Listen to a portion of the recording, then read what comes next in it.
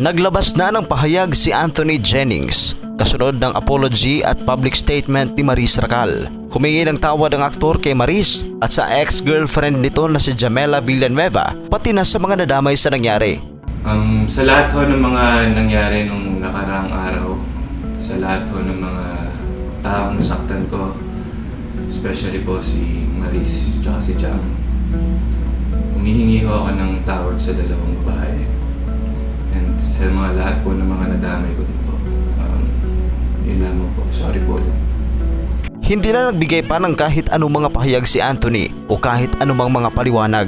Umani naman ito ng samot-saring reaksyon sa social media. Maraming nagsabi na parang hindi sincero ang aktor sa paghingi nito ng apology.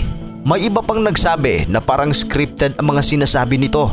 Bago ang maikling statement ni Anthony, ay nagsalita na si Maris Racal hinggil sa isyong kinasasangkutan nito kung saan humingi siya ng tawad sa kanyang mga nagawa. Ngunit iginiit na makailang ulit niyang tinanong si Anthony kung single ba ito at hiwalay na kay Jamela Villanueva. Sa isang video statement, ikwinento ng aktres na nagsimula ang lahat nitong Hunyo kung saan siya ay in a very dark place. Malungkot daw siya noon, ngunit binibigyan ng atensyon ni Anthony. Kalaunan unti-unti umarong nahulog ang damdamin nila ni Anthony sa isa't isa, kaya nadala siya sa kanyang mga emosyon. Ayon kay Maris, masyado siyang naging emotional sa pag-anunsyo nila ng breakup ni Rico Blanco dahil siya ay holding back the truth.